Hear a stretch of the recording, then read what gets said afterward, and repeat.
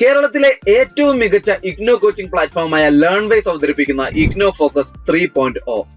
Learnwise academic research ടീമിന്റെ നേതൃത്വത്തിൽ IGNOU previous year question paper ultimate analysis 3.0 IGNOU degree PG പ്രോഗ്രാമുകളുടെ മുൻകാല ചോദ്യ പേപ്പറുകൾ മെഷീൻ ലേണിംഗ് അൽഗരിതങ്ങൾ ഉപയോഗപ്പെടുത്തി വളരെ കോംപ്രിഹെൻസീവായ രീതിയിൽ അനലൈസ് ചെയ്തുകൊണ്ട് നിങ്ങളുടെ മുൻപിലേക്ക് എത്തിക്കുന്നു.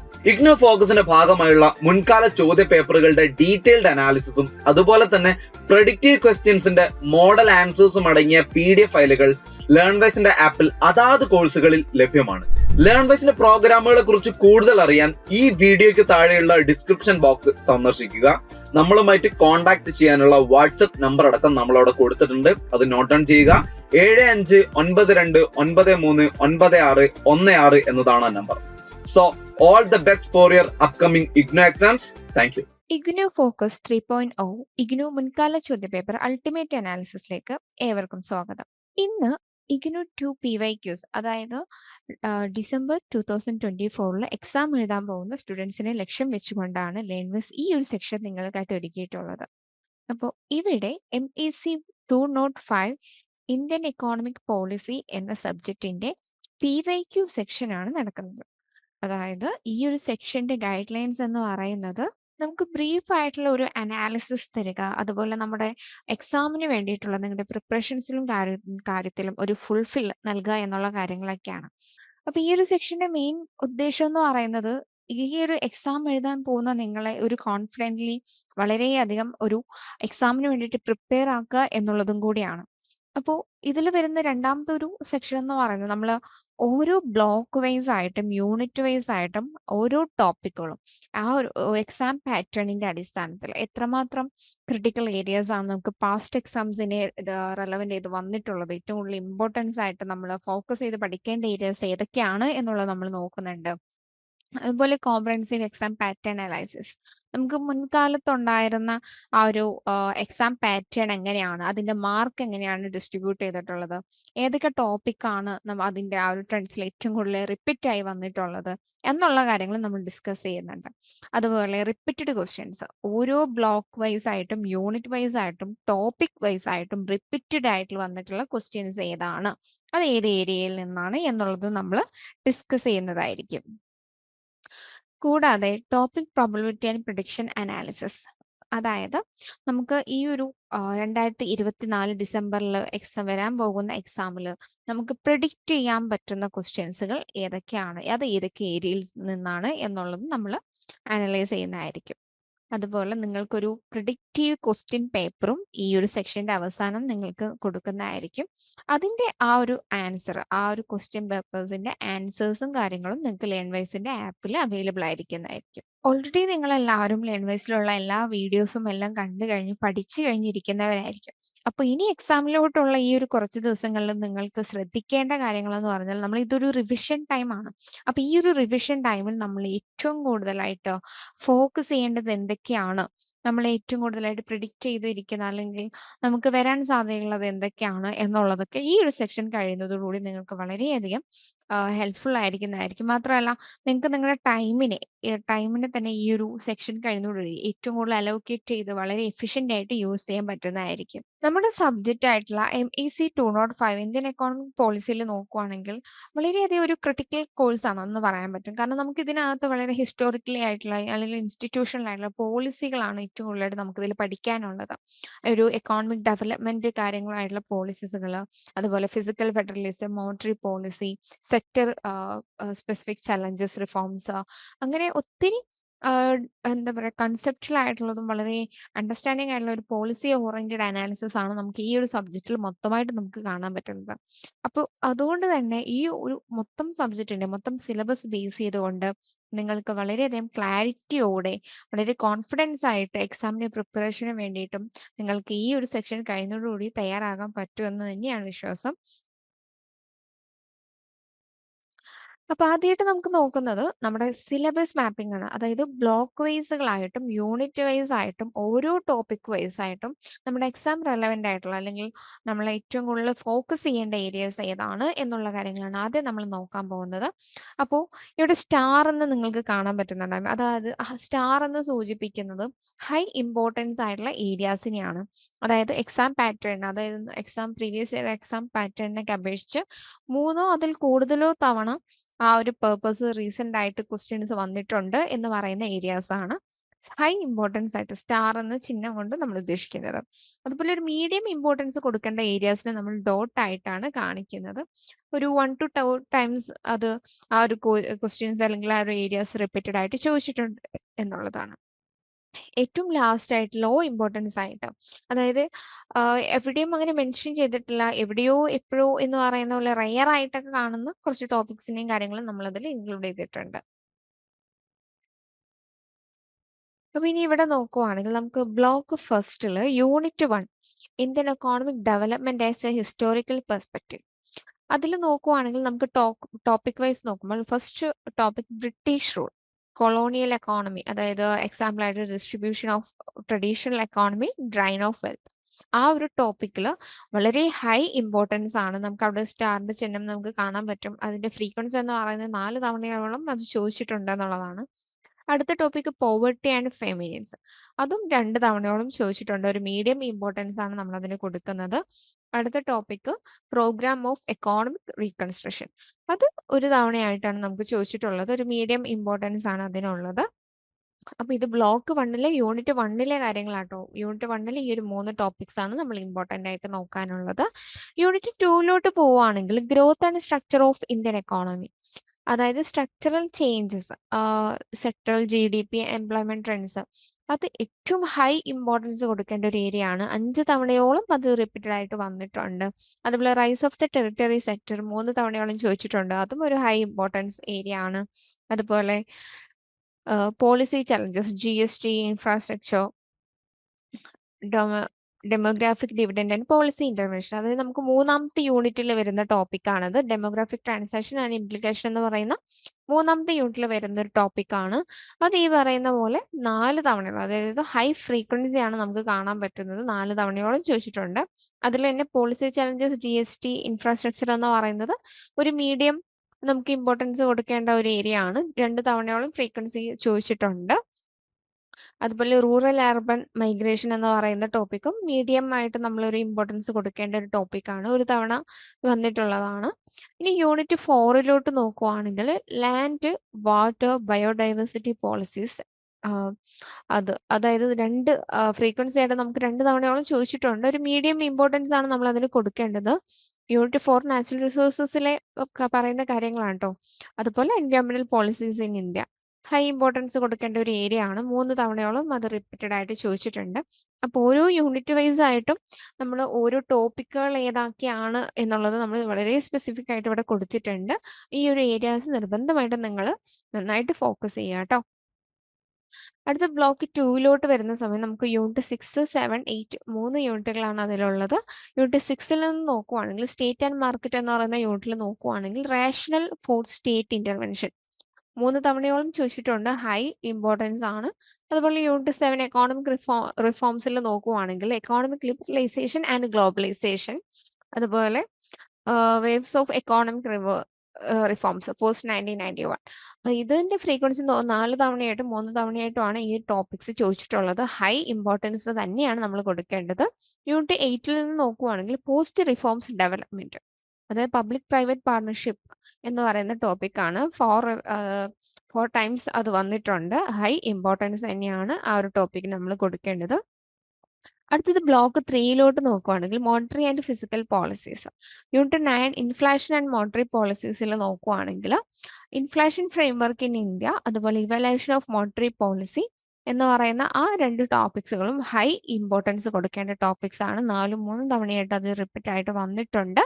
അതുപോലെ യൂണിറ്റ് 11 നോക്കുവാണെങ്കിൽ physical policy, FRBM act and physical responsibility, goods and services tax, GST.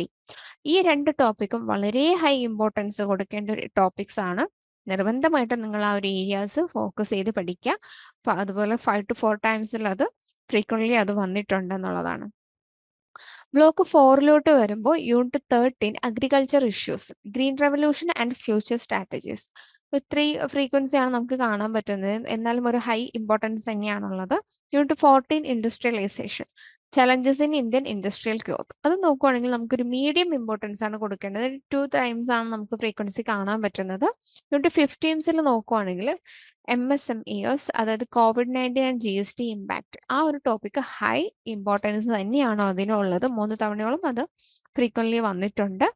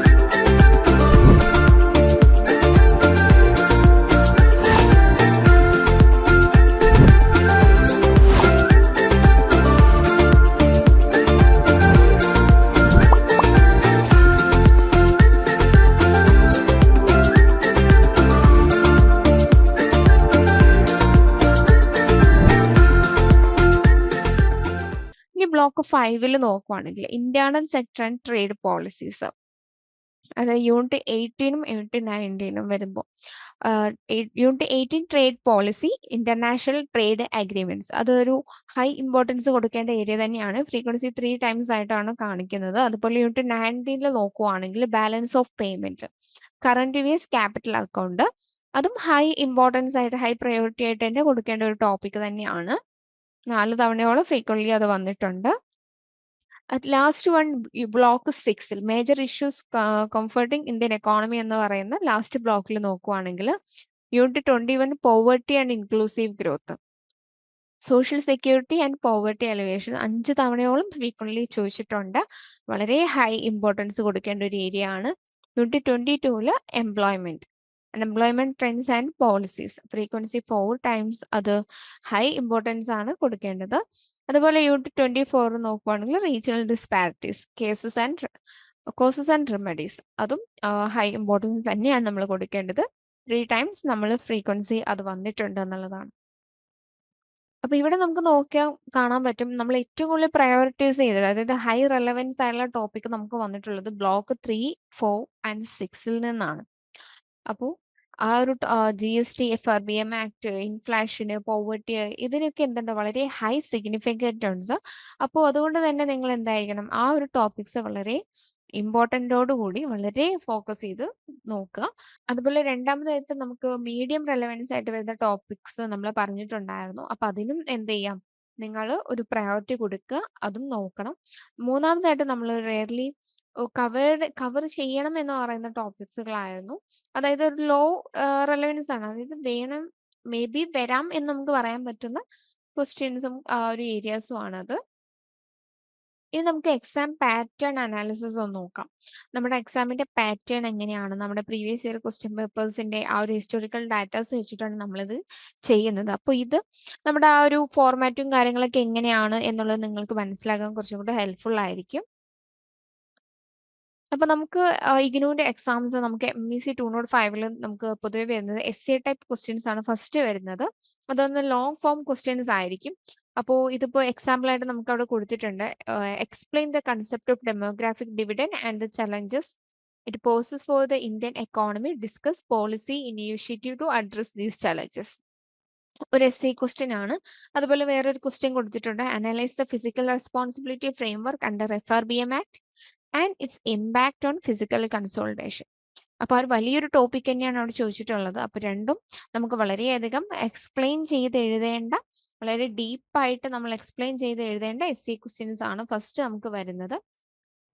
പിന്നെ നമുക്ക് വരുന്നത് ഷോർട്ട് നോട്ട് ടൈപ്പ് ക്വസ്റ്റ്യൻസ് ആണ്. അതായത് short and conscious response are required. അതായത് നമ്മൾ വളരെ ഷോർട്ടായിട്ട് എഴുതേണ്ട ആൻസർ ചെയ്യേണ്ട ക്വസ്റ്റ്യൻസ് ആണ് പിന്നെ വരുന്നത്. അതിന് എക്സാമ്പിൾ ആയിട്ട് അവിടെ കൊടുത്തിട്ടുള്ളത് define the term market failure and explain how staged intervention address it. അതുപോലെ വേറൊരു ക്വസ്റ്റ്യൻ കൊടുത്തിട്ടുണ്ട് discuss the significance of public private partnership in infrastructure and development. ഇതെന്ന് പറയുമ്പോൾ വളരെ ഷോർട്ട് നോട്ട് ആയിട്ടാണ് ചോദിക്കുന്നത്. ഒരിക്കലും നമ്മൾ എസ് പോലെ വലിച്ചു വാരി എഴുതി നമുക്ക് ടൈം നമ്മളൊരു മെയിൻ മാറ്റർ ആണ്. അപ്പൊ അതും നമ്മൾ കൺസിഡർ ചെയ്യണം. അപ്പോൾ ഓരോ ക്വസ്റ്റ്യൻസും ശ്രദ്ധിച്ച് വേണം എഴുതാൻ. എസ് ആണോ ഷോർട്ട് നോട്ട് ആണോ ഏതാണ് ചോദിച്ചിരിക്കുന്നത് എന്നുള്ളത് നമ്മൾ കൃത്യമായിട്ട് നോക്കിയിട്ട് വേണം നമ്മളത് ചെയ്യാനായിട്ട്. അടുത്ത കമ്പാരിറ്റീവ് ആൻഡ് ക്രിട്ടിക്കൽ ക്വസ്റ്റ്യൻസ്. ഇതെന്ന് വെച്ചാൽ വളരെ കമ്പാരിസൺസ് ആയിട്ടോ അല്ലെങ്കിൽ ഒരു ക്രിട്ടിക്കൽ ഇവാലുവേഷൻ ആയിട്ടോ ഒരു തിയററ്റിക്കൽ ഫ്രെയിംവർക്സ് ആയിട്ടായിരിക്കും വന്നിട്ടുണ്ടായിരിക്കാം. അപ്പൊ അതിന് എക്സാമ്പിൾ നോക്കുവാണെങ്കിൽ compare FDI and FPI as source of foreign capital, highlight the features of Indian current FDI policies. അതുപോലെ critic the challenges faced by Indian formal sector post GST implementations. അപ്പൊ ഇതെന്ന് പറഞ്ഞാൽ അവിടെ ഒരു കമ്പാരിസൺ ക്വസ്റ്റ്യൻസ് ആണ് വന്നിട്ടുള്ളത്. രണ്ട് ടോപ്പിക്സ് വന്നിട്ടുണ്ട്, രണ്ടിനെയും നമ്മൾ കമ്പയർ ചെയ്തിട്ട് എഴുതുക. അതുപോലെ അതിന്റെ മെയിൻ ആ ഒരു ക്രൂഷ്യൽ പോയിന്റ്സ് കാര്യങ്ങൾ ഫ്രെയിംവർക്ക് നമ്മൾ എന്ത് ചെയ്യുക ഹൈലൈറ്റ് ചെയ്യുക എന്നുള്ളതാണ്. അടുത്തത് കേസ് സ്റ്റഡി ബേസ്ഡ് ആയിട്ടുള്ള ക്വസ്റ്റ്യൻസ്. ഇവിടെ നോക്കുവാണെങ്കിൽ ഒരു തിയററ്റിക്കൽ നോളജ് അല്ലെങ്കിൽ ഒരു റിയൽ വേർഡുമായിട്ട് ഒരു ഹൈപ്പോത്തറ്റിക്കൽ കേസസ് ആയിട്ടാണ് നമുക്ക് കാണാൻ പറ്റുന്നത്. അടുത്തായിട്ട് പിന്നെ നമുക്ക് വരാൻ സാധ്യതയുള്ളത് ഷോർട്ട് നോട്ട്സ്, പ്രോബ്ലം സോൾവിങ്സ്, അത്തരം ഒരു ടൈപ്പ് ക്വസ്റ്റ്യൻസ് ആണ്. പിന്നെ നമുക്ക് സെക്ഷൻ ബി ക്വസ്റ്റ്യൻസും നമുക്ക് കാണാൻ പറ്റും. അടുത്തായിട്ട് നമ്മൾ നേരത്തെ പറഞ്ഞിട്ടുണ്ടായിരുന്നു ഏറ്റവും കൂടുതൽ ഹൈ ഫ്രീക്വൻസി ആയിട്ടുള്ള അല്ലെങ്കിൽ ഏറ്റവും കൂടുതൽ ഫോക്കസ് ചെയ്യേണ്ട ആ ഒരു ഏരിയാസ് ഏതാണെന്നുള്ളത് നമ്മൾ പറഞ്ഞിട്ടുണ്ടായിരുന്നു.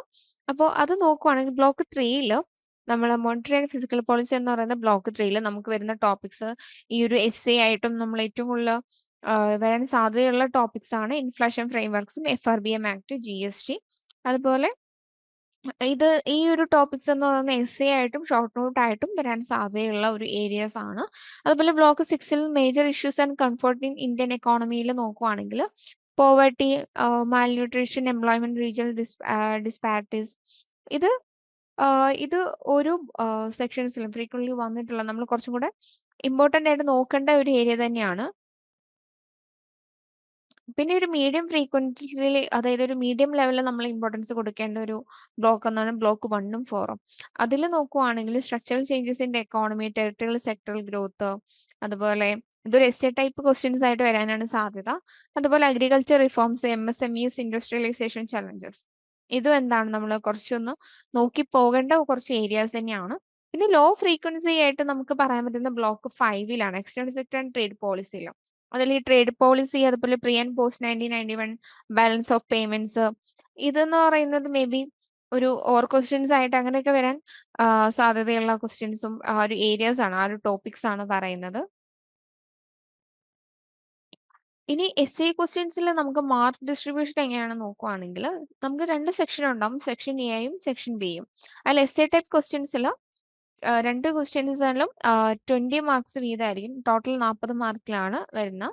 അതുപോലെ സെക്ഷൻ ബിയിൽ നോക്കുവാണെങ്കിൽ 5 ക്വസ്റ്റ്യൻസ് ഉണ്ടായിരിക്കും, 12 മാർക്ക് വീതമാണ്. നമുക്ക് 60 മാർക്കാണ് അവിടെ ടോട്ടൽ വരുന്നത്. ടോട്ടൽ നമുക്ക് 100ലോട്ടാണ് ഇത് വരുന്നത്. ഇനി ഒരു ബ്ലോക്ക് വൈസ് ആയിട്ട് നമുക്ക് എത്ര മാർക്കിന്റെ പെർസെന്റേജിൽ നമുക്ക് വന്നിട്ടുണ്ട് എന്ന് നോക്കുവാണെങ്കിൽ, അതായത് എത്രമാത്രം ടോട്ടൽ മാർക്കിന്റെ വെയിറ്റേജസ് നമുക്ക് നോക്കുവാണെന്നുണ്ടെങ്കിൽ ബ്ലോക്ക് 1ൽ 15% മാർക്കിന്റെ, അതായത് ടോട്ടൽ മാർക്കിൽ ഒരു 15% ആ ഒരു ഏരിയസിൽ നിന്ന് വന്നിട്ടുണ്ട്. ബ്ലോക്ക് 3ൽ നോക്കുവാണെങ്കിൽ 25% വന്നിട്ടുണ്ട്. ബ്ലോക്ക് 6ൽ നോക്കുവാണെങ്കിൽ 30% വന്നിട്ടുണ്ട്. ബാക്കിയുള്ള ബ്ലോക്സിന് നമുക്ക് ടോട്ടൽ ഒരു 30% ആണ് അവിടെ കൊടുത്തിട്ടുള്ളത്. ഇനി ക്വസ്റ്റ്യൻ ടൈപ്പ് നോക്കുവാണെന്നുണ്ടെങ്കിൽ നമുക്ക് ആ ടോട്ടൽ മാർക്കിന്റെ 40% എസ് ടൈപ്പ് ക്വസ്റ്റ്യൻസിനാണ് വന്നിട്ടുള്ളത്. 30% ആണ് ഷോർട്ട് നോട്ട്സിന് വന്നിട്ടുള്ളത്. അപ്പോൾ ഈ കമ്പാരിറ്റീവ് ക്രിട്ടിക്കൽ ക്വസ്റ്റ്യൻസ് ഒക്കെ 20% മാത്രമേ വന്നിട്ടുള്ളൂ. അതുപോലെ കേസ് സ്റ്റഡീസ് ആൻഡ് സിനാരിറ്റീവ്സും ഒരു 10% ആണ് വന്നിട്ടുള്ളത്. അടുത്തായിട്ട് നമ്മൾ ഈ ഒരു ക്വസ്റ്റ്യൻസിന്റെ ഫ്രീക്വൻസി വെച്ച്, അതായത് നമ്മൾ ഓരോ ബ്ലോക്കിൽ നിന്നും ചോദിച്ചിട്ടുള്ള ആ ഒരു ക്വസ്റ്റ്യൻസിന്റെ ഫ്രീക്വൻസി വെച്ചിട്ട് നമ്മളൊരു ബാർ ഗ്രാഫ് ഇവിടെ കൊടുത്തിട്ടുണ്ട്. അപ്പൊ ഇവിടെ നോക്കുമ്പോൾ നമുക്ക് ഏറ്റവും കൂടുതൽ മനസ്സിലാക്കാൻ പറ്റും അതായത് major issues and coordinating economy എന്ന ബ്ലോക്ക് 6ൽ നിന്നാണ് ഏറ്റവും കൂടുതലായിട്ട് നമുക്ക് ക്വസ്റ്റ്യൻസ് വന്നിട്ടുള്ളത്. രണ്ടാമത് നോക്കുവാണെങ്കിൽ മോണിറ്ററി ആൻഡ് ഫിസിക്കൽ പോളിസി എന്ന് പറയുന്ന ബ്ലോക്കിൽ നിന്നാണ്. മൂന്നാമതായിട്ട് പിന്നെ നമുക്ക് നോക്കുന്ന ഇന്ത്യൻ എക്കോണമിക് ഡെവലപ്മെന്റിൽ നിന്നാണ്. ഏറ്റവും ലോ ആയിട്ട് നമുക്ക് കാണാൻ പറ്റും 5ാമത്തെ ബ്ലോക്കിൽ നിന്നാണ്. External sectors and trade policy എന്ന് പറയുന്ന 5ാമത്തെ ബ്ലോക്കിൽ നിന്നാണ് ഏറ്റവും ലോ ആയിട്ടുള്ള കുറച്ച് ഫ്രീക്വന്റ്ലി കുറവായിട്ട് ക്വസ്റ്റ്യൻസ് ഒക്കെ വന്നിട്ടുള്ളത് നമുക്ക് കാണാൻ പറ്റും. അതുപോലെ മാർക്കിന്റെ ഡിസ്ട്രിബ്യൂഷൻസിൽ നമുക്ക് നോക്കുകയാണെന്നുണ്ടെങ്കിൽ ഇവിടെ കാണാൻ പറ്റും ഏറ്റവും കൂടുതൽ മാർക്ക് എസ്എ ടൈപ്പ് ക്വസ്റ്റ്യൻസ് ആണ് നമുക്ക് വന്നിട്ടുള്ളത്. പിന്നെ നോക്കുകയാണെന്നുണ്ടെങ്കിൽ ഒരു 30% ഷോർട്ട് നോട്ട്സിന് ക്വസ്റ്റ്യൻസ് വന്നിട്ടുണ്ട്. പിന്നെ കമ്പാരിറ്റീവ്ലി ക്രിട്ടിക്കൽ ആയിട്ടുള്ള അത്തരം ഒരു കമ്പാരിറ്റീവ് ക്വസ്റ്റ്യൻസ് ടൈപ്പ് വന്നിട്ടുള്ളത് 20% ആണ്. ബാക്കി കേസ് സ്റ്റഡീസും സിനാരിയോസും കാര്യങ്ങളൊക്കെ ആകെ 10% മാത്രമാണ് നമുക്ക് വന്നിട്ടുള്ളത്. അപ്പോൾ ഇവിടെ നോക്കുവാണെങ്കിൽ നമ്മൾ ബ്ലോക്ക് 6ഉം 3യിലും ഇതിലാണ് ഏറ്റവും കൂടുതൽ നമ്മൾ കോൺസെൻട്രേറ്റ് ചെയ്യേണ്ടത്. കാരണം അവിടെ ഒരു ഹൈ മാർക്ക് ക്വസ്റ്റ്യൻസ് അതായത് എസ്എ ടൈപ്പ് ക്വസ്റ്റ്യൻസ് ഏറ്റവും കൂടുതൽ വന്നിട്ടുള്ളത് അവിടെയാണ്. അതുകൊണ്ട് തന്നെ ആ ഒരു ഏരിയാസിലുള്ള ആ ഒരു ടോപ്പിക്കുകൾ നമ്മൾ പറഞ്ഞിട്ടുള്ള മെയിൻ ടോപ്പിക്ക് നിങ്ങൾ എന്ത് ചെയ്യുക, ഒരു എസ്എ ടൈപ്പ് പോലെ തന്നെ ഒന്ന് പ്രാക്ടീസ് ചെയ്യുക.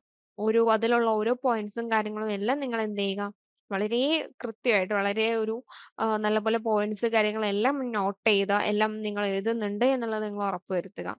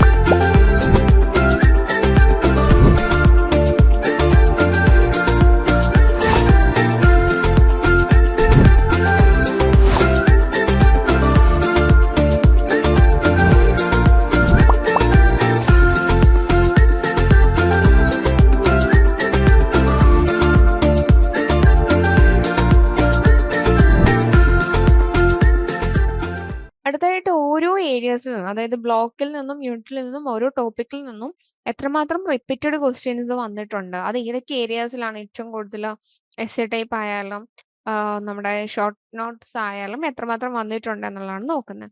ഇപ്പൊ ഇവിടെ നമുക്ക് ബ്ലോക്ക് 1ൽ കാണാൻ പറ്റും യൂണിറ്റ് 1ൽ നിന്നും discuss the state of colonial economy under British rule. അതായത് എസ്എ ക്വസ്റ്റ്യൻസ് ആയിട്ട് 3 തവണയോളം റിപ്പീറ്റ് ആയിട്ട് വന്നിട്ടുണ്ട്.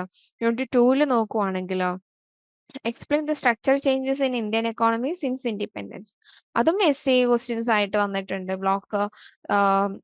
ബ്ലോക്ക് 1ലെ സെക്കൻഡ് യൂണിറ്റിൽ നിന്നും എസ്എ ക്വസ്റ്റ്യൻസ് ആയിട്ട് 20 മാർക്കിന്റെ ക്വസ്റ്റ്യൻസ് ആയിട്ട് തന്നെ 4 തവണയോളം വന്നിട്ടുണ്ട്. Analyse the rise of territory sectors in India, അത് നമുക്ക് ഷോർട്ട് നോട്ട് ആയിട്ട് 3 തവണയോളം റിപ്പീറ്റഡ് ആയിട്ട് വന്നിട്ടുള്ള അത് ക്വസ്റ്റ്യൻസിന്റെ ആ ഒരു ഏരിയ തന്നെയാണ്. ബ്ലോക്ക് 2ൽ നിന്ന് നോക്കുവാണെങ്കിൽ യൂണിറ്റ് 7 എക്കോണമിക് റിഫോംസിലാണ്. Discuss the waves of economic reforms in India post 1991, അത് 20 മാർക്കിന്റെ എസ്എ ക്വസ്റ്റ്യൻ ആയിട്ട് 4 തവണയോളം ഫ്രീക്വന്റ്ലി അത് വന്നിട്ടുണ്ട്. What are the key features of globalisation, liberalisation and privatisation in India, അത് 12 മാർക്കിന്റെ ഷോർട്ട് നോട്ട് ആയിട്ട് നമുക്കൊരു 3 ടൈംസ് അത് വന്നിട്ടുണ്ട്. അതുപോലെ ബ്ലോക്ക് 3ൽ നോക്കുവാണെങ്കിൽ monetary and physical policies, unit 9 inflation and monetary പോളിസീസിൽ നോക്കുവാണെങ്കിൽ ഫ്രീക്വന്റ്ലി ഒരു 5 ടൈംസിൽ ഏറ്റവും ഹൈ ഇമ്പോർട്ടൻസ് കൊടുക്കേണ്ടതാണ്. 20 മാർക്കിന്റെ എസ്എ ക്വസ്റ്റ്യൻസ് ആയിട്ടാണ് നമുക്ക് വന്നിട്ടുള്ളത്. അതായത് inflation, define inflation, explain the current monetary policy framework in India, ആ ഒരു ടോപ്പിക്സ് എന്ന് പറയുന്നത്. അതുപോലെ യൂണിറ്റ് 11ൽ നോക്കുകയാണെങ്കിൽ FRBM act, critically evaluate the physical responsibilities and budget management FRBM act, അതൊരു 4 തവണയോളം ഫ്രീക്വന്റ്ലി വന്നിട്ടുണ്ട്. 20 മാർക്കിന്റെ എസ്എ ക്വസ്റ്റ്യൻസ് ആയിട്ടാണ് വന്നിട്ടുള്ളത്. പിന്നെ ബ്ലോക്ക് 4ൽ നിന്ന് നോക്കുവാണെങ്കിൽ യൂണിറ്റ് 13 അഗ്രികൾച്ചർ ഇഷ്യൂസിൽ discuss the impact of green revolution and the need for another green revolution in India, 20 മാർക്കിന്റെ എസ്എ ക്വസ്റ്റ്യൻസ് ആയിട്ടാണ് അതും വന്നിട്ടുള്ളത്. 4 തവണയോളം ഫ്രീക്വന്റ്ലി വന്നിട്ടുണ്ട്. What are the major challenges faced by MSME sectors in India, 3 തവണയോളം frequently ചോദിച്ചിട്ടുണ്ട്. 12 മാർക്കിന്റെ ഷോർട്ട് നോട്ട് ക്വസ്റ്റ്യൻസ് ആയിട്ടാണ് അത് വന്നിട്ടുള്ളത്. ഇനി ബ്ലോക്ക് 6 വരുവാണെങ്കിൽ യൂണിറ്റ് 21 പോവർട്ടി ആൻഡ് ഇൻക്ലൂസീവ് ഗ്രോത്തിൽ explain the concept of inclusive growth and its relevance in solving poverty in India. 4 തവണയോളം ചോദിച്ചിട്ടുണ്ട്. SC ക്വസ്റ്റ്യൻസ് ആയിട്ടാണ് വന്നിട്ടുള്ളത്. അതുപോലെ ഷോർട്ട് എസ്സേ ആയിട്ട് വന്നിട്ടുള്ള ഒന്നാണ്. 3 തവണയോളം ഫ്രീക്വൻലി വന്നിട്ടുള്ള ഒന്നാണ് what are the income and non income indicators of poverty. Unit 22 നോക്കുവാണെങ്കിൽ എംപ്ലോയ്മെന്റ് ആൻഡ് ചലഞ്ചസ് എന്ന് പറയുന്ന യൂണിറ്റിൽ നോക്കുവാണെങ്കിൽ 12 മാർക്കിന്റെ ഷോർട്ട് നോട്ട് ആയിട്ട് ഒരു 3 ടൈംസ് ഫ്രീക്വൻലി വന്നിട്ടുള്ളതാണ് discuss the policy initiative to address unemployment in India എന്ന് പറയുന്ന ആ ഒരു ഭാഗം എന്ന് പറയുന്നത്. ഇനി ഓരോ ബ്ലോക്ക് വൈസ് ആയിട്ട് മാർക്ക് അലോക്കേറ്റ് ചെയ്യുന്നത് എങ്ങനെയാണ്, അല്ലെങ്കിൽ എത്രമാത്രം ഫ്രീക്വൻലി വന്നിട്ടുണ്ടെന്ന് നോക്കുവാണെങ്കിൽ ഇൻഫ്ലേഷൻ മോണിറ്ററി പോളിസിയിൽ അത് യൂണിറ്റ് 9 ബ്ലോക്ക് 3യിൽ നിന്നുമാണ്. അത് 5 ടൈംസിൽ നമുക്ക് ക്വസ്റ്റ്യൻസ് വന്നിട്ടുണ്ട്. നമുക്ക് പ്രിഡിക്റ്റ് ചെയ്യാനും കൂടെ പറ്റും. മേ ബി ഇനിയും വരാൻ സാധ്യതയുള്ള ഒന്നാണ്. 20 മാർക്കിന്റെ SC ക്വസ്റ്റ്യൻ ആയിട്ടാണ് വന്നിട്ടുള്ളത്. അതുപോലെ FRBM ആക്ട് യൂണിറ്റ് 11 ബ്ലോക്ക് 3യിൽ നിന്ന് തന്നെയാണ്. 4 തവണയോളം ഫ്രീക്വൻലി വന്നിട്ടുണ്ട്. 20 മാർക്കിന്റെ SA ക്വസ്റ്റ്യൻ ആയിട്ടാണ് കേട്ടോ. ഇനി പറയുന്ന ഒക്കെ 20 മാർക്കിന്റെ SC ക്വസ്റ്റ്യൻസ് ആയിട്ടാണ്. Structural changes in Indian economy block 1ൽ നിന്നും യൂണിറ്റ് 2ലാണ് 4 ടൈംസ് വന്നിട്ടുണ്ട്. എക്കോണമിക് റിഫോംസ് പോസ്റ്റ് 1991 അത് ബ്ലോക്ക് 2ല് യൂണിറ്റ് 7ൽ നിന്നും 4 ടൈംസ് അത് വന്നിട്ടുണ്ട്. അതുപോലെ യൂണിറ്റ് 13 ബ്ലോക്ക് 4ൽ നിന്ന് നോക്കുവാണെങ്കിൽ green revolution inclusive growth and poverty unit 21 block 6 4 ടൈംസിൽ അതും വന്നിട്ടുണ്ട്. അപ്പൊ ഇത്രയും ടോപ്പിക് നമുക്ക് SC ക്വസ്റ്റ്യൻസ് ആയിട്ട് 20 മാർക്കിനാണ് നമുക്ക് വന്നിട്ടുള്ളത്. അപ്പൊ നിങ്ങളോട് വീണ്ടും പറയാനുള്ളത് ബ്ലോക്ക് 3യും 6ഉം എന്ത് ചെയ്യുക, നല്ലപോലെ ഫോക്കസ് ചെയ്യുക. SC ക്വസ്റ്റ്യൻസ് നല്ലപോലെ വന്നിട്ടുണ്ട് ആ ഒരു ഏരിയാസിൽ നിന്ന് നോക്കുമ്പോൾ. അതായത് ഇൻഫ്ലേഷൻ FRBM ആക്ട് ബ്ലോക്ക് 3 നോക്കുവാണെങ്കിൽ, അതുപോലെ inclusive growth and poverty block 6ൽ നോക്കുവാണെങ്കിൽ നമ്മൾ നേരത്തെ പറഞ്ഞ ടോപ്പിക്സ് ഒക്കെ. അപ്പോൾ ഏറ്റവും കൂടുതൽ SC ക്വസ്റ്റ്യൻസ് വന്നുകൊണ്ട് തന്നെ നന്നായിട്ട് ആ ഒരു ഏരിയാസ് ഫോക്കസ് ചെയ്യുക. അതുപോലെ അഗ്രികൾച്ചർ ട്രെൻഡ്സ് ആൻഡ് റിഫോംസ് ആ ഒരു ടോപ്പിക് എന്ന് പറയുന്നത് വളരെ ഡീറ്റെയിൽ ആയിട്ട് നമ്മൾ ആ ഒരു പോളിസിയും കാര്യങ്ങളൊക്കെ മനസ്സിലാക്കുക. അതുപോലെ ഷോർട്ട് നോട്ടൊക്കെ ആയിട്ട് ചോദിച്ചിട്ടുള്ളതാണ് ഗ്രീൻ റെവല്യൂഷൻസ്, MSMEs ചലഞ്ചസ്, ഗ്ലോബലൈസേഷൻസ് എന്നൊക്കെ പറയുന്ന ആ ഒരു സെക്ഷൻസ് എന്ന് പറയുന്നത്. ഇപ്പൊ നമുക്ക് കാണാൻ പറ്റുന്നത് റീസെന്റ് ഈ ഒരു നമ്മുടെ കറണ്ട് സിറ്റുവേഷൻസിനെ ബേസ് ചെയ്തിട്ടുള്ള ക്വസ്റ്റ്യൻസ് നമുക്ക് കാണാൻ പറ്റും. അതായത് ഓരോ ടോപ്പിക്സ്, അതായത് ഇപ്പൊ കോവിഡ്-19, GST, സോഷ്യൽ സെക്യൂരിറ്റീസ്, അപ്പൊ അത്തരം ആ ഒരു എംപ്ലോയ്മെന്റ് ചലഞ്ചസ് കാര്യങ്ങൾ നമ്മുടെ കറണ്ട് സിറ്റുവേഷനെ ബേസ് ചെയ്തിട്ടുള്ള ഒരു ക്വസ്റ്റ്യൻസിൽ വരുന്ന ആ ഒരു ചേഞ്ചസ് നമുക്ക് ഈ ഒരു റീസെന്റ് നമുക്ക് കാണാൻ പറ്റും. അപ്പൊ അത്തരം കാര്യങ്ങളും ഒരു അവയർനെസ് ഉണ്ടായിരിക്കാം. അടുത്തായിട്ട് topic probability and prediction analysis. ഈ ഒരു സെക്ഷനിൽ നോക്കുവാണെങ്കിൽ നമുക്ക് ഏറ്റവും കൂടുതലായിട്ട് പ്രിഡിക്റ്റ് ചെയ്യാൻ പറ്റുന്ന ആ ഒരു ഏരിയ ഏതാണ്, അതായത് നെക്സ്റ്റ് 2024 ഡിസംബറിലെ എക്സാംസിൽ നമുക്ക് വരാൻ സാധ്യതയുള്ള ക്വസ്റ്റ്യൻസ് ഏത് ഭാഗത്ത് നിന്നാണ്, അതായത് നമുക്ക് ഹൈ മീഡിയം ലോ എന്ന് പറയുന്ന പോലെ നമുക്ക് എന്ത് ചെയ്യാൻ പറ്റും, പ്രിഡിക്റ്റ് ചെയ്യാൻ പറ്റും, എത്രമാത്രം പ്രോബബിലിറ്റിയിൽ നമുക്ക് അതിനെ കാണാൻ പറ്റും എന്നുള്ളത് നമുക്ക് ഈ ഒരു സെക്ഷനിൽ മനസ്സിലാക്കാൻ പറ്റും. അപ്പൊ ഇവിടെ ബ്ലോക്ക് 1ൽ നോക്കുവാണെങ്കിൽ യൂണിറ്റ് 1ൽ ഹിസ്റ്റോറിക്കൽ പെർസ്പെക്റ്റീവ്, അതായത് ബ്രിട്ടീഷ് റൂൾ കൊളോണിയൽ എക്കോണമി ഒരു ഹൈ പ്രോബബിലിറ്റി തന്നെയുണ്ട്. കാരണം അത് ഫ്രീക്വൻലി ഒത്തിരി തവണ ചോദിച്ചിട്ടുള്ള ഒരു ക്വസ്റ്റ്യൻസ് ആണ്. അപ്പോ അത് നമുക്ക് വരാനുള്ള സാധ്യതയുണ്ട്. അതുപോലെ യൂണിറ്റ് 2ൽ നോക്കുവാണെങ്കിൽ growth and structure changes in the economy ഒരു ഹൈ പ്രോബബിലിറ്റി തന്നെ നമുക്ക് വരാൻ സാധ്യതയുള്ള ഒരു ഏരിയ ആണ്. റൈസ് ദ ടെറിട്ടറി സെക്ടർ ഒരു മീഡിയം ലെവലിൽ നമുക്ക് വരാൻ സാധ്യതയുള്ളതാണ്. അപ്പൊ നമ്മൾ അതും നോക്കി വെക്കണം, പഠിച്ചു പോകണം. പിന്നെ ബ്ലോക്ക് 3ൽ നോക്കുവാണെങ്കിൽ മോണിറ്ററി ആൻഡ് ഫിസിക്കൽ പോളിസി എന്ന് പറയുന്ന ബ്ലോക്കിൽ നോക്കുവാണെങ്കിൽ യൂണിറ്റ് 9ഉം യൂണിറ്റ് 11ഉം inflation monetary policy, physical policy and FRBM act അത് രണ്ടും ഒരു ഹൈ പ്രോബബിലിറ്റി തന്നെയാണ് നമുക്ക് ഈ ഒരു പരീക്ഷയ്ക്ക് നമുക്ക് പ്രതീക്ഷിക്കാവുന്ന ഒരു ഏരിയാസ് ആണ്. ബ്ലോക്ക് 4ൽ നോക്കുവാണെങ്കിൽ യൂണിറ്റ് 13ഉം 15ലും 30ൽ green revolution and future strategies നമ്മളൊരു ഹൈ ഇമ്പോർട്ടൻസ് കൊടുക്കേണ്ട, അല്ലെങ്കിൽ നമുക്ക് പ്രെഡിക്റ്റബിൾ ആണ്, മേ ബി വരാവുന്ന സാധ്യതയുള്ള ഒരു ഏരിയ തന്നെയാണ്. യൂണിറ്റ് 15ൽ നോക്കുവാണെങ്കിൽ അതൊരു medium chances challenges and reforms in MSME സെക്ടേഴ്സിൽ നോക്കുവാണെങ്കിൽ ഒരു മീഡിയം ലെവൽ നമുക്ക് വരാൻ സാധ്യതയുള്ള ഒരു ഏരിയ ആണ് അത്. ബ്ലോക്ക് 6ൽ നോക്കുവാണെങ്കിൽ major issues and comfort in Indian എക്കോണമിയിൽ യൂണിറ്റ് 21ഉം യൂണിറ്റ് 22ഉം യൂണിറ്റ് 21ൽ inclusive growth and strategies high probability ആണ്, നമുക്കത് ഏറ്റവും കൂടുതൽ വരാൻ സാധ്യതയുള്ള ഒരു ഏരിയ ആണ്. അതുപോലെ പോളിസി മെഷേഴ്സ് ഫോർ അൺഎംപ്ലോയ്മെന്റ് അതൊരു മീഡിയം ലെവൽ ഓഫ് നമുക്ക് പ്രോബബിലിറ്റി ആണുള്ളത്. മേ ബി റെലവെന്റ് ആയിട്ട് ചോദിച്ചിട്ടുണ്ട്, പക്ഷെ നമുക്ക് എന്ത് ചെയ്യും വരാൻ സാധ്യതയുള്ള ഒരു ഏരിയ തന്നെയാണ് നമുക്ക് പറയാൻ പറ്റും. അപ്പോൾ inflation and FRBM act, structural changes in the economy, poverty and inclusive growth, green revolution and agriculture strategies, അതായത് ബ്ലോക്ക് 1364 ഈ ഒരു ബ്ലോക്കിൽ നിന്നാണ് നമ്മൾ ഏറ്റവും കൂടുതൽ നമുക്ക് വരാൻ സാധ്യതയുള്ള ക്വസ്റ്റ്യൻസ് എന്ന് പറയുന്നത്, ആ ഒരു ഏരിയാസ് എന്ന് പറയുന്നത്. അപ്പോൾ ആ ആ ഒരു ഏരിയാസുകൾ, അതായത് ആ ഒരു ബ്ലോക്കുകൾ എന്ത് ചെയ്യുക, നന്നായിട്ട് ഫോക്കസ് ചെയ്യുക. അതുപോലെ ഹൈ പ്രയോറിറ്റി കൊടുക്കേണ്ട ടോപ്പിക്സ് ആണ് നമ്മൾ നേരത്തെ പറഞ്ഞ ബ്ലോക്ക് 3യിലുള്ള RBI പോളിസീസ്, അതുപോലെ ഇൻഫ്ലേഷൻ കൺട്രോൾ, അത്തരം കാര്യങ്ങളൊക്കെ.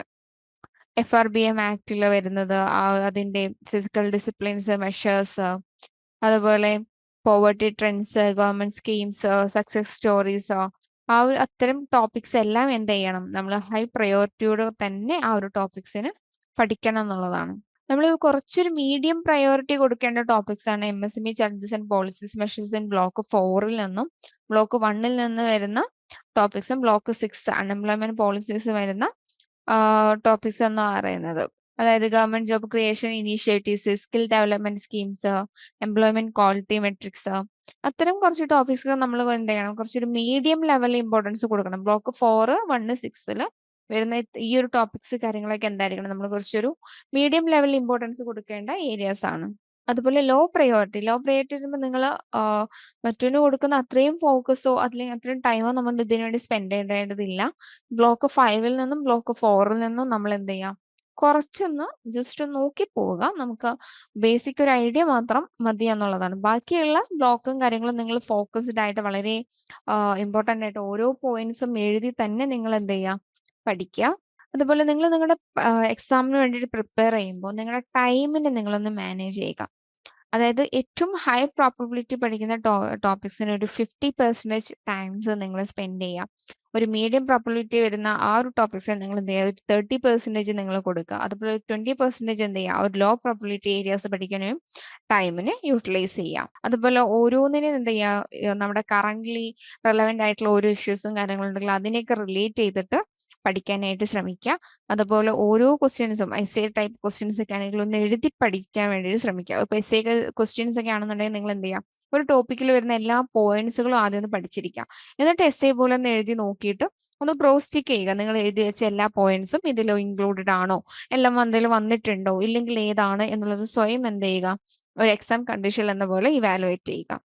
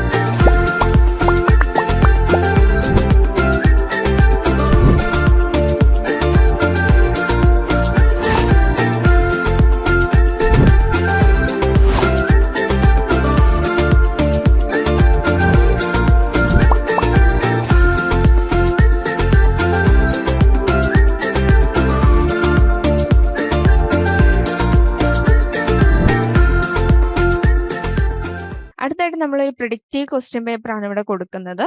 നമുക്ക് ഒരു 100 മാർക്കിന്റെ 3 അവേഴ്സ് സ്പെൻഡ് ചെയ്യുന്ന ഒരു എക്സാം ക്വസ്റ്റ്യൻ പേപ്പർ നമ്മൾ കൊടുക്കുന്നുണ്ട്. ഇത് നിങ്ങൾ എന്ത് ചെയ്യണം, ഒരു എക്സാമിന് ഇരിക്കുന്നത് പോലെ A4ഉം കാര്യങ്ങളെല്ലാം എടുത്ത് വെച്ച് പേപ്പറും പെന്നൊക്കെ വെച്ച് ഒരു ടൈം സെറ്റ് ചെയ്ത് ഈ ഒരു ക്വസ്റ്റ്യൻസ് നോക്കിയിട്ട് നിങ്ങൾ എക്സാംസ് അറ്റൻഡ് ചെയ്യുക. ഇതിന്റെ ആൻസേഴ്സ് നമ്മുടെ ലേൺവൈസ് ആപ്പിൽ അവൈലബിൾ ആയിരിക്കും. അപ്പൊ നിങ്ങൾക്ക് എക്സാം എഴുതി കഴിഞ്ഞതിന് ശേഷം മാത്രം എന്ത് ചെയ്യുക, ആൻസേഴ്സുമായിട്ട് ക്രോസ് ചെക്ക് ചെയ്യുക. അങ്ങനെ ക്രോസ് ചെക്ക് ചെയ്തതിന് ശേഷം നിങ്ങൾക്ക് സ്വയം ഒന്ന് ഇവാലുവേറ്റ് ചെയ്യുക. കാരണം നിങ്ങൾ പഠിച്ച എല്ലാ പോയിന്റ്സും അതിൽ വന്നിട്ടുണ്ടോ, ഏതെങ്കിലും ഏരിയാസ് വിട്ടുപോയതുണ്ടോ, ഏതെങ്കിലും പോയിന്റ്സ് വിട്ടുപോയതുണ്ടോ, അതുപോലെ നിങ്ങൾ എഴുതിയതും റിയൽ ആയിട്ടുള്ള ആ ഒരു ആൻസേഴ്സും തമ്മിൽ കറക്റ്റ് ആണോ, അല്ലെങ്കിൽ എന്തെങ്കിലും മിസ്റ്റേക്സ് ഉണ്ടോ, എന്താണ് ഞാൻ ആഡ് ചെയ്യേണ്ടത്, എവിടെയാണ് എനിക്ക് തെറ്റിയത് എന്നുള്ള കാര്യങ്ങൾ എന്ത് ചെയ്യുക, സ്വയം ഒന്ന് ഇവാലുവേറ്റ് ചെയ്യുക. അപ്പൊ നമുക്ക് ഈ ഒരു പ്രിഡിക്റ്റീവ് ക്വസ്റ്റ്യൻ പേപ്പറിന്റെ ഇൻസ്ട്രക്ഷൻസ് നോക്കുവാണെങ്കിൽ നമുക്ക് 2 ടൈപ്പ് ക്വസ്റ്റ്യൻസ് ഉണ്ട്. 2 ക്വസ്റ്റ്യൻ, അതായത് 2 സെക്ഷൻസ് ഉണ്ട്, എ സെക്ഷനും ബി സെക്ഷനും. അപ്പോ എ സെക്ഷൻസിൽ 20 മാർക്കിന്റെ ക്വസ്റ്റ്യൻസ് ആണുള്ളത്, ബി സെക്ഷൻസിൽ 12 മാർക്കിന്റെ ക്വസ്റ്റ്യൻസ് ആണുള്ളത്. അപ്പോൾ എക്സാം എഴുതുമ്പോൾ വളരെ ക്ലിയർ ആയിട്ട് എഴുതുക, വെട്ടലുകളോ അധികം തിരുത്തലുകളോ ഒന്നും വേണ്ടാതെ വളരെ വൃത്തിയിൽ നീറ്റായിട്ട് എഴുതാനായിട്ട് മാക്സിമം ശ്രമിക്കാം. സെക്ഷൻ എയിൽ നമുക്ക് 2 ക്വസ്റ്റ്യൻസിന് ആൻസർ ചെയ്താൽ മതി. അപ്പോൾ ആദ്യത്തെ ക്വസ്റ്റ്യൻ എന്ന് പറഞ്ഞാൽ analyse the physical responsibility framework under FRBM Act 2004. How effective has it been promoting physical discipline in India? രണ്ടാമത്തെ question discuss the structural changes in Indian economy since liberalisation. Focus on sectoral contribution to GDP and employment trends. മൂന്നാമത്തെ question evaluate the role of inclusive growth in addressing poverty in India. Discuss the effectiveness of recent government schemes aimed at promoting inclusivity. നാലാമത്തെ question examine the challenges and policies measures associated with the agricultural sectors in India. Focusing on the green revolution and the need for sustainable agricultural practice. അപ്പൊ 4 questions കൊടുത്തിട്ടുണ്ട്, നിങ്ങൾ അതിൽ ഏതെങ്കിലും 2 മാത്രം answer എഴുതിയാൽ മതി. അടുത്തായിട്ട് സെക്ഷൻ ബിയിൽ ഷോർട്ട് ആൻസർ ക്വസ്റ്റ്യൻസ് ആണ്. നിങ്ങൾ 5 ക്വസ്റ്റ്യൻ ആൻസർ ചെയ്താൽ മതി. മൊത്തം ഓരോ ക്വസ്റ്റ്യനും 12 മാർക്ക് വീതമാണുള്ളത്. 5ാമത്തെ question define the inflation and explain the monetary policy framework adopted by the Reserve Bank of India to control inflation. 6ാമത്തെ ക്വസ്റ്റ്യൻ ഡിഫറൻഷിയേറ്റ് ബിറ്റ്വീൻ FDI, അതായത് foreign direct investment, and FPI, foreign portfolio investment. Highlight their significance in Indian economic development. 7ാമത്തെ question what are the main challenges faced by MSMEs in India, especially post COVID-19? Suggest policy interventions to address these challenges. 8ാമത്തെ question discuss the concept of regional disparities in India, evaluate government initiatives aimed at reducing such disparities. 9ാമത്തെ question the tertiary sector has been growing at a faster rate in India. Critically analyze this statement, focusing on the challenges and prospects of the service sector. Explain the role of public-private partnership in infrastructure development. Highlight the major challenges in implement PPs in India. അതായത് ഇവിടെ മൊത്തം നമ്മൾ shortest ക്വസ്റ്റ്യൻസിൽ 5 questions നിങ്ങൾ എന്ത് ചെയ്താൽ മതി, answer ചെയ്താൽ മതി. ഓക്കെ, ഇനിയുണ്ട് കേട്ടോ. 11ാമത്തെ question discuss the concept of demographic dividend and it is potential to contribute India's economic growth. Identify policy measures needed to harness this potential effectively. Write short note on any 2 of the following. അതായത് 3 sections താഴെ കൊടുത്തിട്ടുണ്ട്, അതിൽ ഏതെങ്കിലും 2 എന്ത് എഴുതാൽ മതി, answer എഴുതിയാൽ മതി. First one goods and services tax, 2ാമത്തെ ഹ്യൂമൻ ഡെവലപ്മെന്റ് ഇൻഡെക്സ്, 3ാമത്തത് ഇൻക്ലൂസീവ് ഗ്രോത്ത് സ്ട്രാറ്റജീസ്. അപ്പൊ ഈ ഒരു 3 ഏതെങ്കിലും 2 ആൻസർ ചെയ്താൽ മതി. അതിലൊരു ഷോർട്ട് നോട്ട് ആൻസേഴ്സ് തന്നെയാണ് വേണ്ടത്. ഓക്കെ, അപ്പോൾ അത് നിങ്ങൾ ആൻസർ ചെയ്യുക. അതിന്റെ ആൻസർ കീ ആപ്പിൽ അവൈലബിൾ ആയിരിക്കും. അപ്പോൾ നമ്മൾ ഈ ഒരു MEC 205 ഇന്ത്യൻ എക്കോണമിക് പോളിസിയിൽ ശ്രദ്ധിക്കാനുള്ളത്, ഏറ്റവും ഹൈ പ്രയോറിറ്റി കൊടുക്കേണ്ട ഏരിയാസിന് നിങ്ങൾ വളരെയധികം ഇമ്പോർട്ടൻസ് കൊടുക്കുക. ഇതിന്റെ ആ സ്ട്രക്ചർ, നിങ്ങൾ ആൻസർ എഴുതുന്നത് പോലും ഒരു സ്ട്രക്ചറിലായിരിക്കാം. ആദ്യം ഒരു ഇൻട്രൊഡക്ഷൻ കൊടുക്കുക, പിന്നെ ഒരു ബോഡി കൊടുക്കുക, ലാസ്റ്റ് ഒരു കൺക്ലൂഷൻ കൊടുക്കുക. അങ്ങനെ മൊത്തം ഒരു 5 പാരഗ്രാഫ്സിലൊക്കെ ആയിട്ട് മാക്സിമം കൊണ്ടുപോകാൻ വേണ്ടിയിട്ട് ശ്രമിക്കാം. അതുപോലെ നിങ്ങൾക്ക് കറന്റ്ലി എന്തെങ്കിലും റിലേറ്റ് ചെയ്യാൻ പറ്റുന്ന ഡാറ്റാസോ എക്സാമ്പിൾസോ ഉണ്ടെങ്കിൽ നിങ്ങൾക്ക് അതും എന്ത് ചെയ്യാം, അതിന്റെ കൂടെ റിലേറ്റ് ചെയ്യാൻ പറ്റും. അപ്പൊ ഇത്രേ പറയാനുള്ളൂ. Wish you all the best for your exam. അപ്പോൾ നന്നായിട്ട് എഴുതുക, നന്നായിട്ട് പഠിക്കുക. ഫോക്കസ്ഡ് ആയിട്ടുള്ള ഏരിയാസ് ഇതൊക്കെയാണ് നമ്മൾ ഒന്നും കൂടെ റെലവെന്റ് ആയിട്ട് പറഞ്ഞിട്ടുണ്ട്. ആ ഒരു ഏരിയാസ് നന്നായിട്ട് പഠിച്ചിട്ട് തന്നെ പോവാം. അപ്പോൾ ഷോർട്ട് എസ്സേ ആണെങ്കിലും അതുപോലെ നന്നായിട്ട് തന്നെ ആ ഒരു ഫോക്കസ്ഡ് ആയിട്ട് തന്നെ നല്ലപോലെ ഇരിക്കുക. ടൈം എല്ലാം എഫിഷ്യന്റ് ആയിട്ട് അലോക്കേറ്റ് ചെയ്യുക. സോ അത്രയേ ഉള്ളൂ. Wish you all the best for your exams. നിങ്ങൾ ഇഗ്നുവിൽ ജോയിൻ ചെയ്ത ഒരാളാണോ? അല്ലെങ്കിൽ ഇഗ്നുവിൽ ജോയിൻ ചെയ്ത് ഡിഗ്രി PG ഒക്കെ തന്നെ നേടണമെന്ന് ആഗ്രഹിക്കുന്ന ഒരാളാണോ? ആണെങ്കിൽ നിങ്ങൾക്ക് വേണ്ടിയുള്ളതാണ് ലേൺവൈസ് പ്ലാറ്റ്ഫോം. കേരളത്തിലെ ഏറ്റവും മികച്ച ഇഗ്നോ സപ്പോർട്ട് പ്ലാറ്റ്ഫോം ആയിട്ടുള്ള ലേൺവൈസിന്റെ സഹായത്തോടു കൂടി രാജ്യത്തെ ഏറ്റവും മികച്ച, ഏറ്റവും ക്രെഡിബിൾ ആയിട്ടുള്ള ഡിസ്റ്റൻസ് എഡ്യൂക്കേഷൻ യൂണിവേഴ്സിറ്റി ആയുള്ള ഇഗ്നോയിൽ നിന്ന് ഡിഗ്രി, PG, MBA ഒക്കെ നേടാം. 22ഓളം വരുന്ന പ്രോഗ്രാമുകളിൽ first year, second year, third year, fourth ഇയറിന് ആവശ്യമായുള്ള കംപ്ലീറ്റ് സപ്പോർട്ട് നിങ്ങൾക്ക് ലേൺവൈസിൽ അവൈലബിൾ ആണ്. കൃത്യമായ മെന്റർഷിപ്പോടുകൂടി കോംപ്രിഹെൻസീവ് ആയ ഒരു ഡിഗ്നിഫൈഡ് ലേണിംഗ് എക്സ്പീരിയൻസ് ഉറപ്പാക്കുന്ന ലേൺവൈസിന്റെ സവിശേഷതകൾ നിങ്ങൾക്കൂടെ കാണാൻ സാധിക്കും. ലേൺവൈസിൽ നിന്ന് മുമ്പ് പഠിച്ചിറങ്ങിയവരുടെയും ഇപ്പോൾ പഠിച്ചുകൊണ്ടിരിക്കുന്നവരുടെയും എക്സ്പീരിയൻസ് അറിയുന്നതിനും കണ്ട് മനസ്സിലാക്കുന്നതിനുമായിട്ട് എത്രയും പെട്ടെന്ന് ലേൺവൈസ് യൂട്യൂബ് ചാനലിലേക്ക് പോവുക. അവിടെ നിങ്ങൾക്ക് ഒരുപാട് വീഡിയോസ് കാണാൻ സാധിക്കുന്നതാണ്. ഇനി ഒട്ടും സമയം കളയണ്ട, എത്രയും പെട്ടെന്ന് താഴെ കാണുന്ന നമ്പറിൽ ലേൺവൈസിനെ പറ്റി കൂടുതൽ അറിയുന്നതിനായി വാട്സാപ്പ് വഴിയോ കോൾ വഴിയോ നിങ്ങൾക്ക് ബന്ധപ്പെടാവുന്നതാണ്.